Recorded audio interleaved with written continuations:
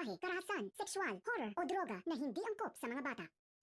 Hindi nga inaakala ngayon ni Marge na tuluyan na nga malalagay sa madilim na karanasan ang kanyang buhay pamilya sapagkat nalaman niya na rin sa wakas na nagtataksil ang kanyang asawa na itong si Paulo. Kaya agad niya sana itong kukomprontahin. Ngunit dito nga siya pinigilan ng kanyang kaibigan, sabay sabi na mas maganda kung kukuhanan niya nga ito ng larawan at alamin niya pa kung ano nga ba talaga at sino ang kanyang kabit. Kaya sa pagkakataong ito ay talaga namang lalabanan ni Marge ang kanyang pagiging asawa at may bahay nitong si Paulo. Hindi umano siya magpapatalo sa pagkakataong ito. Agad nga siyang nagsumbong sa kanyang inang si Evelyn at dito niya inamin na may babae umano si Paulo. Nagulat si Evelyn sa kwento ng kanyang anak dahil sa kabila ng pagiging buhay prinsesa ni Marge sa buhay ng mga Torrecampo ay hindi rin pala maiiwasan na magkaroon ng napakalaking problema at dagok sa buhay asawa ng kanyang anak na si Marge.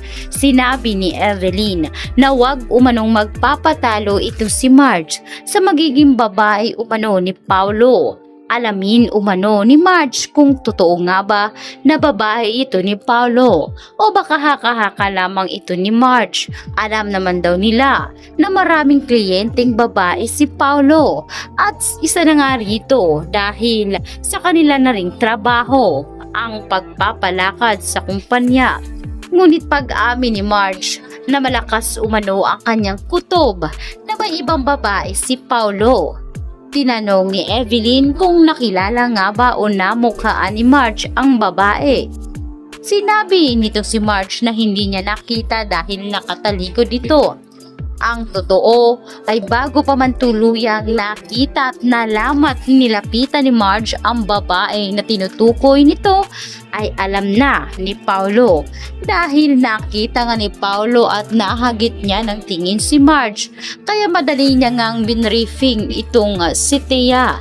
Sinabihan niya si Thea na maghintay na lamang sa kwarto nila sa naturang hotel at darating siya doon oras na may pagkakataon. Kaya itong si Thea ay dismayado sa maraming pagkakataon na tila hindi nga matuloy-tuloy ang kanilang loving nito si Paulo.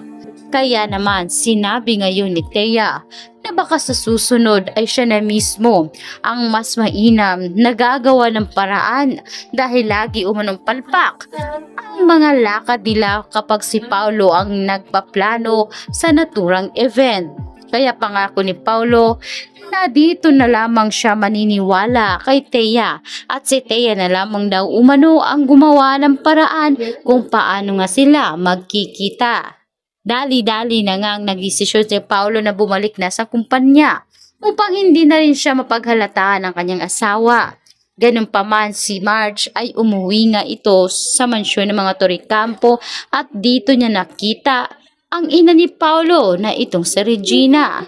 Kitang-kita ni Regina ang kalungkutan ni Marge kaya tinanong nito kung ano ang nangyari at may problema na naman ba sila ng kanyang anak na si Paulo. Hindi na pinahaba pa ni Marge ang kwento at dito niya sinabi na para bang nagbago na si Paulo mula nang ito ang maging CEO sa kumpanya. Nang lalamig na rin si Paulo sa kanya, paliwanag ni Regina na baka pagod lang at dapat itong intindihin ni Marge. Kaya dahil alam naman ni Marge na kakampihan ni Regina ang kanyang anak, ay dito na lamang siya tumango sabay pasok sa kanilang kwarto. Kinausap siya ng kanyang anak na si Jasmine tungkol nga sa sitwasyon nilang mag-asawa.